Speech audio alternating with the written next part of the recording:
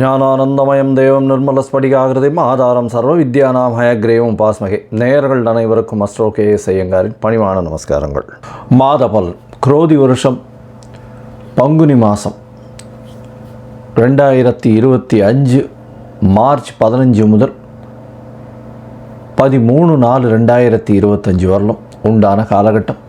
பொதுவாகவே மாத பலன் அப்படின்னு சொல்லும் பொழுது இந்த மாதத்தினுடைய கோள் சாரம் என்ன, இந்த மாதத்தில் வரக்கூடிய விசேஷ நாட்கள் என்ன அப்படின்றதையும், உங்களுக்கு எந்தெந்த நாட்கள் சந்திராஷ்டம நாட்கள் அப்படின்றதை வச்சு இந்த மாதத்தை சொல்லுவோம். பொதுவாகவே மாத கிரகங்கள்னு சொல்லக்கூடிய சூரியன், செவ்வாய், புதன் மற்றும் சுக்கிரன், இந்த 4 கிரகங்களுடைய மாற்றத்தை வைத்து அதன் அடிப்படையிலேயே இந்த பலன்கள் அமையும். இந்த மாதத்தில் பார்த்தடையானால் கோள்சாரத்தின் பிரகாரம், அதாவது சூரியனை தொட்டு வரக்கூடிய மாதத்தை சௌரமான மாதம்னு சொல்லக்கூடியதை நம்ம ஃபாலோ பண்ணுறோம். ஆந்திரா, கர்நாடகா இந்த மாதிரியான ஸ்டேட், அதாவது மாநிலங்கள்லாம் பார்த்திங்கன்னா அவங்க சந்திரமான மாதங்கள் அப்படின்னு சொல்லக்கூடியதை ஃபாலோ பண்ணுறாங்க. சந்திரமான மாதம் அப்படின்னு சொல்லக்கூடியது பௌர்ணமிக்கு அடுத்த நாளோ அமாவாசைக்கு அடுத்த நாளோ வரக்கூடிய பிரதமையை எடுத்து மாதத்தின் முதல் நாளாக கொண்டு செய்யக்கூடியது. நம்ம சூரியன் ஒரு ராசியிலிருந்து அடுத்த ராசிக்கு போகக்கூடிய விஷயத்தை வச்சு தான் நம்ம மாதத்தை சொல்கிறோம், மாதம் பிறக்கிறத சொல்கிறோம். இப்போ பங்குனி மாதம் அப்படின்னு சொல்லும்போது கடைசி மாதம் இந்த குரோதி வருஷத்தில். இந்த மாதத்தினுடைய கோள்சாரம் என்னன்னு பார்ப்போம். இந்த மாதத்தில் காலபுருஷ தத்துவத்தின் 2வது வீடுன்னு சொல்லக்கூடிய ரிஷபத்தில் குரு, மிதுனத்தில் செவ்வாய், கன்னியில் கேது, அது தவிர பார்த்தடையானால் கும்பத்தில் சனி, மீனத்தில் ராகு, சுக்கிரன், புதன் மற்றும் சூரியன், 4 கிரகங்கள். இந்த மாதத்தில் வரக்கூடிய மாற்றங்கள் அப்படின்னு பார்க்கும்பொழுது, புதன் அதாவது 18ஆம் தேதியே 18/3/2025 அன்றைக்கே வக்கரகதியில் கும்பத்துக்கு வந்துடுறார். இந்த மாதத்தில் செவ்வாய் 7/4/2025, அதாவது பங்குனி மாத கடைசியில் செவ்வாய் மிதுனத்திலிருந்து கடகத்துக்கு போகிறார். ஒரு வாரம் தான் இருக்கும். ஒரு செவ்வாய் போனதுக்கப்புறம் ஒரு வாரத்தில் மாதம் மாறிடுறது. புதன் இந்த மாதத்தினுடைய கடைசி, அதாவது 10/4/2025 அன்றைக்கி அவர் மீனத்துக்கு போயிடுறார். ஸோ இந்த மாதத்தில் மாற்றங்கள் அப்படின்னு சொல்லக்கூடியது அப்படின்னு பார்த்தோம்னா இந்த சில விஷயங்கள் தான். இந்த மாதத்தில் இருக்கக்கூடிய யோகங்கள்னு பார்த்தலையானால் குருவும் சுக்கிரனும் பரிவர்த்தனை பெற்று இருப்பது பெரிய ஏற்றம். அது தவிர புதன் ஆரம்பத்திலையும் சரி கடைசிலையும் சரி நீச்சமாய் போனாலும் நீச்ச பங்கம் அடைகிறது பெரிய விசேஷம். சனியும் ஆட்சி பெற்றிருக்கார் கும்பத்தில். இதனால் இந்த மாதத்தினுடைய பலன்கள் இதனுடைய பொறுத்து வருட கிரகங்களாக இருந்தாலும் மாத கிரகங்களுடைய விசேஷத்தை பொறுத்தே நல்ல ஒரு ஏற்றத்தை கொடுக்கும். சரி, இந்த மாதத்தில் வரக்கூடிய விசேஷ நாள் அப்படின்னு சொல்லக்கூடியது இந்த மாதத்தில் வரக்கூடிய பங்குனி அமாவாசை. பங்குனி அமாவாசைன்னு சொல்கிறது 29/3/2025 அன்றைக்கி சூரியனும் சந்திரனும் ஒரே பாகையில் ஒரே ராசியில் இருக்கும் பொழுது வரக்கூடியது பங்குனி அதாவது அமாவாசைன்னு சொல்கிறோம். 0 டிகிரி சூரியனும் சந்திரனும் இருக்கக்கூடிய காலகட்டம். அதற்கு அடுத்த நாளான பிரதமை தெலுங்கு வருடப்பிறப்பு, அதாவது யுகாதின்னு சொல்லக்கூடியது. தெலுங்கு பேசக்கூடியவர்கள், தெலுங்கு அதாவது ஆந்திரா, கர்நாடகா, தெலுங்கானா இவாள்லாம் இந்த புது வருடம் பிறப்பதாக சொல்லக்கூடியது யுகாதி, அதாவது அமாவாசைக்கு அடுத்த நாளை சொல்லக்கூடியது. தெலுங்கு வருடப்பிறப்பு பெரிய ஏற்றத்தோடு கொண்டாடக்கூடியது. இந்த மாதத்தில் பார்த்தாலேயானால் 7/4/2025, அதாவது 4/4/2025 அந்த அன்னைக்கு சந்தான சப்தமி அப்படின்னு சொல்லக்கூடியது. சந்தான சப்தமி அப்படின்றது பொதுவாகவே வளர்பிறை சப்தமி, 7ஆம் நாளை சப்தமி என்று சொல்கிறோம். வளர்பிறையில் பங்குனி மாதத்தில் வரக்கூடியது சந்தான சப்தமி. இந்த சந்தான சப்தமியில் விரதம் இருந்து இருப்பார்களே ஆனால் குழந்தை பிராப்தி ஏற்படக்கூடிய வாய்ப்பு. அதுவும் வெள்ளிக்கிழமையில் வரக்கூடிய சந்தான சப்தமியை கமல சப்தமின்னு சொல்கிறார். வெள்ளிக்கிழமையில் வரக்கூடிய சந்தான சப்தமிக்கு கமல சப்தமின்னு பேர். அந்த கமல சப்தமிக்கு ஒரே விசேஷம் என்ன அப்படின்னா, சூரியன் 7ஆவது நாளில் சப்தமியும் அதாவது பௌர்ணமி நிலவை நோக்கி செல்லக்கூடிய, அதாவது வளர்பிறையில் இருக்கக்கூடிய உங்களுக்கு சந்திரனும் இருக்கிறதுனால சூரியனை வலது கண் என்றும் சந்திரனை இடது கண் என்றும் சொல்கிறோம். அதனால் கண்ணில் பிரச்சனைகள் இருக்கக்கூடியவா அவர்கள் இந்த சந்தான சப்தமி என்றும் அந்த கமல சப்தமி, அதாவது வெள்ளிக்கிழமையில், இந்த வாட்டி வெள்ளிக்கிழமையில் வருது, அதனால் இந்த கமல சப்தமி அன்னைக்கு 4/4/2025 அன்னைக்கு கடவுளை தியானம் செய்து உபவாசம் இருந்து அந்த சந்தான சப்தமியை கொண்டாடினால் கண்டிப்பாக அவர்களுக்கு கண்ணில் இருக்கக்கூடிய வியாதிகள் பிரச்சனைகள் நிச்சயமாக அகலும். இந்த மாதத்தில் பங்குனி உத்திரம் மிகப்பெரிய விசேஷமான நாள். பங்குனி உத்திரம் அப்படின்னு சொல்லக்கூடியது ஸ்ரீரங்கத்தில் பெரிய விசேஷம், சேர்த்தி சேவையும் ஆகும். இந்த பங்குனி உத்திர நாள் அப்படின்னு சொல்லக்கூடியது 11/4/2025, அதாவது இந்த மாதத்தினுடைய கடைசியில் வருது. இது ஒரு பெரிய விசேஷம், அதாவது பெருமாளும் தாயாரும் சேரக்கூடிய அந்த ஒரு பெரிய விசேஷம் பங்குனி உத்திர நாள். வைணவர்களுக்கு பெரிய ஏற்றம், அது தவிர சுப்பிரமணிய கடவுளுக்கு பெரிய ஏற்றத்தை சொல்லக்கூடிய நாளாக பங்குனி உத்திரம் சொல்கிறது. அதுவும் திருமணத்திற்கு உகந்த நாளாக சொல்லக்கூடியது பங்குனி உத்திரம். அதற்கு அடுத்த நாளான 12/4/2025 அன்னைக்கு பௌர்ணமி. பௌர்ணமின்றது சூரியனும் சந்திரனும் ஒருவருக்கொருவர் 180 பாகையில் இருக்கக்கூடியது. பௌர்ணமி யோகத்தில் பிறந்தவர்கள் நாடை ஆளுபவர்கள் அப்படின்ற அளவில் பௌர்ணமி யோகம் இருக்கக்கூடியது எப்பொழுதுமே. ஏன்னா சூரியனும் சந்திரனுக்கும் 2 பேருக்குமே ஒளி அதிகமாக இருக்கும். இரவும் பகலும் மொத்தமாகவே ஒளி இருக்கிறதுனால கூர்மையான புத்தி கூர்மை அதிகமாக இருக்கும். எந்த ஒரு விஷயத்திலும் அதாவது வெற்றியை நோக்கி, அவர்களுடைய இலக்கு வெற்றியை நோக்கி இருக்கக்கூடிய காலகட்டமாக இருக்கும். எல்லா விஷயத்திலையும் வெற்றி பெறக்கூடிய வாய்ப்புகள் மிகவும் அதிகம். இந்த பங்குனி உத்திரம் பௌர்ணமி இந்த மாதம் ரொம்பவும் விசேஷமான காலகட்டமாக அமைய போகிறது. சரி, இந்த மாதத்தில் ஒரு ராசிக்கும் மேஷம் முதல் மீனம் வரை எப்படி இருக்குது அப்படின்றத பார்க்கலாம். அதுக்கு முன்னாடி என்னுடைய மொபைல் நம்பர் கீழே ஸ்க்ராலிங்கில் வரும். உங்களுக்கு அஸ்ட்ராலாஜிக்கல் கன்சல்ட் தேவைப்பட்டது ஆனால் நீங்கள் எனக்கு ஃபோன் பண்ணுங்க. உங்களுடைய date, time, place of birth, உங்களுடைய பெயர், தாய் தந்தையின் பெயர் இது வரலாம் அனுப்புங்க. என்னுடைய கட்டணம் என்னன்னு சொல்கிறேன். என்னுடைய கட்டணத்தை செலுத்திட்டு அதற்கு உண்டான யூடிஆர் நம்பர் ஷேர் பண்ணுங்க. உங்களுக்கு ஜாதகத்தை போட்டு சந்தி இருக்கான்னு பார்த்துட்டு, அதாவது பாத சந்தி, நட்சத்திர பாத சந்தி, லக்ன பாத சந்தி இதெல்லாம் இருக்கான்றதை முதல்ல பார்த்துட்டு உங்களுடைய ஜாதகத்தை போட்டு அதுக்கப்புறம் அப்பாயின்மெண்ட் தரேன். அதுக்கேற்ற மாதிரி நம்ம அப்பாயின்மெண்ட்டில் பேசலாம். ஏன்னா எனக்கு வரக்கூடிய ஜாதகத்தில் பார்த்தாலேனால் 50-70 விழுக்காடு % 50 வயசுக்கு மேலே ஆனவாள்லாம் இந்த பின்ன நட்சத்திரங்களில் இருப்பா, அதாவது உடைந்த நட்சத்திரங்களில் இருப்பா, புனர்பூசம் 3ஆம் பாதத்தில் இருப்பா. அவள் புனர்பூசம் 3ஆம் பாதம் அப்படின்னு சொல்லிட்டு மிதுன ராசியை சொல்லிட்டு இருப்பா, ஆனால் கடகராசியில் இருப்பாள். அதே மாதிரி மிருகசீரிஷம்னுவா, மிருகசீரிஷம் ரிஷபமாக மிதுனமாக மாறி இருக்கும்.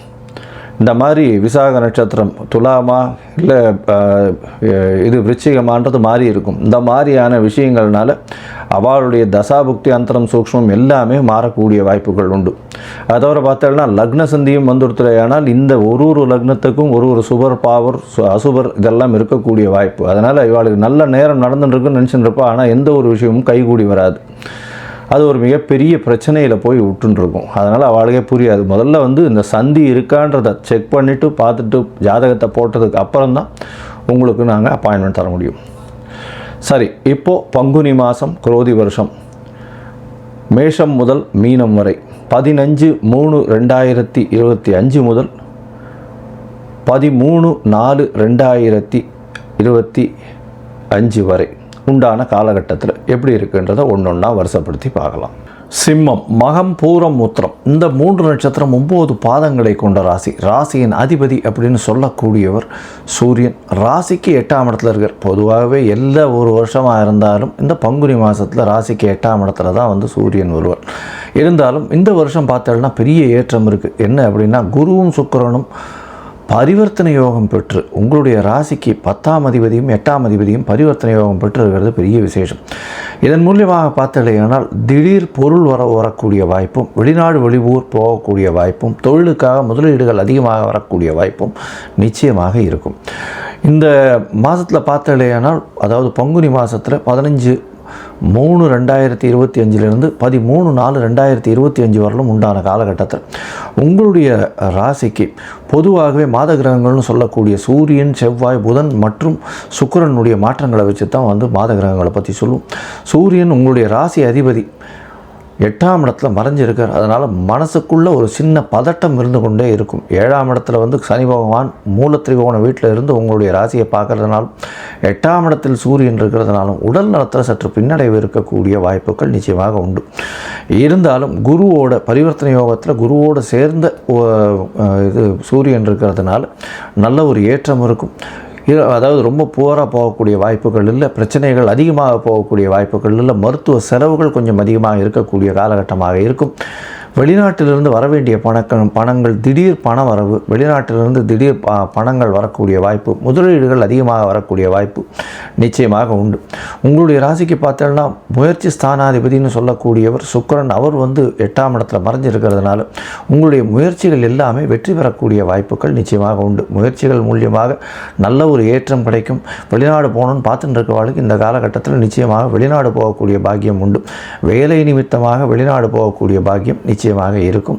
புதிய வேலை கிடைக்கக்கூடிய பாக்கியம் இருக்கும். இருந்தாலும் உங்களுடைய எதிர்பாலினத்தை வரை அதிகமாக நம்ப வேண்டாம். அதை தவிர பார்ட்னர்ஷிப் பிஸ்னஸ் பண்ணுறவாளுக்கு இந்த அடுத்த பார்ட்னர் வந்து ரொம்ப ஸ்ட்ராங்காக இருப்பார். அவர் சொல்கிறத மட்டும்தான் நிறைவேற்றக்கூடிய காலகட்டமாக அமைய போகிறது. இந்த மாதத்தில் பார்த்தலையானால் உங்களுடைய ராசிக்கு 11ஆம் இடத்துல செவ்வாய் இருக்கார். உங்களுடைய மிகப்பெரிய யோகாதிபதினு சொல்லக்கூடியவர் 4-9 அதிபதி, ஒரு திரிகோண கேந்திரத்தின் அதிபதி செவ்வாய் 11ஆம் இடத்துல இருக்கிறதுனால ரியல் எஸ்டேட் பிஸ்னஸில் இருக்கிற வாழ்க்கெல்லாம் திடீர் யோகங்கள் வரக்கூடிய வாய்ப்புகள் நிச்சயமாக உண்டு. 11ஆம் இடம்னு சொல்லக்கூடியது அதீதமான லாபஸ்தானம், நினைத்த காரியங்கள் நடக்கக்கூடிய காலகட்டம். அதாவது நினைச்சது எல்லாமே உங்களுடைய அபிலாஷைகள் எல்லாமே பூர்த்தி ஆகக்கூடிய வாய்ப்பு. ஏன்னா 9ஆம் அதிபதியே 11ஆம் இடத்துல இருக்கிறதுனால தந்தையின் மூலியமாக சொத்துக்கள் அதிகமாக வரக்கூடிய வாய்ப்பும், திடீர் பணவரவுகள் வரக்கூடிய வாய்ப்பும், உங்களுடைய அபிலாஷைகள் எல்லாமே வெற்றி பெறக்கூடிய வாய்ப்புகள் நிச்சயமாக உண்டு. உங்களுடைய ராசிக்கு பார்த்தலையானால் புதன் உங்களுடைய ராசிக்கு 8ஆம் இடத்தில் மறைந்து போயிருக்கிறதுனால மறைந்த புதன் நிறைந்த கல்வியை கொடுப்பார். புதன் மட்டும்தான் நீச்சப்பட்டாலும் சரி, மறைந்திருந்தாலும் சரி, அவர் வக்கரமடைந்தாலும் சரி, எந்த ஒரு காலகட்டத்திலும் நிறைந்த கல்வியை கொடுப்பார். ஆனால் இந்த மாதம் பார்த்தாலேயானால் குருவோடு சேர்ந்த புதனாக வர்றதுனால உங்களுடைய அறிவுகளையும் விருத்தி பண்ணுவார். அதுவும் வந்து உங்களுடைய ஆசிரியர்கள் மூலியமாக வரக்கூடிய ட்ரெடிஷ்னல் வேல்யூஸ்னு சொல்லக்கூடிய இந்த கலாச்சாரத்தின் விஷயமாக நல்ல ஒரு ஏற்றம் கிடைக்கக்கூடிய வாய்ப்புகள் நிச்சயமாக உண்டு. பொதுவாகவே இந்த சிம்ம ராசிக்காரர்கள் அரசாங்கம், அரசியல் இந்த சம்பந்தமாகவும் அரசு பணிகள் சம்பந்தமாகவும் இருக்கிறவாளுக்கும், அதை தவிர வந்து இந்த ஹெட் ஆஃப் த டிபார்ட்மெண்ட், அதாவது ஒரு தலைமை பொறுப்பில் இருக்கிறவங்க, ஹெச்ஆர்னு சொல்லக்கூடியவங்க, ஹியூமன் ரிசோர்ஸஸ்ன்னு சொல்லக்கூடியவங்க, அதை தவிர எல்லா விஷயத்திலையும் தலைமை பொறுப்பில் இருக்கிறக்கூடியவங்க, இவங்களுக்கெல்லாம் வந்து ஒரு பெரிய ஏற்றம் கிடைக்கக்கூடிய காலகட்டம். இருந்தாலும் எந்த ஒரு முடிவையும் ரொம்ப ஜாகிரதையாக இருங்க. நீங்கள் பேசக்கூடிய வார்த்தைகள் தவறாக புரிந்து கொள்ளப்படும், அதன் மூலியமாக பிரச்சனைகள் வரக்கூடிய வாய்ப்புகள் நிச்சயமாக உண்டு. இதை தவிர பார்த்தோம்னா 7ஆம் இடத்துல இருக்கக்கூடிய சனி பகவான் உங்களுடைய புகழை ஏற்றக்கூடிய வாய்ப்புகள் உண்டு. அதாவது கீழ்த்தட்டுகள் மக்கள் மூலியமாக புகழை ஏற்றக்கூடிய வாய்ப்புகள் உண்டு. ஆனால் பிரச்சனைகள் அதன் மூலியமாக வரக்கூடிய வாய்ப்புகள் மிகவும் அதிகமாக இருக்கும். அரசியல் செல்வாக்கு பெற்றவர்களுக்கு கொஞ்சம் காஷியஸாக இருக்கிறது ரொம்பவுமே நல்லது.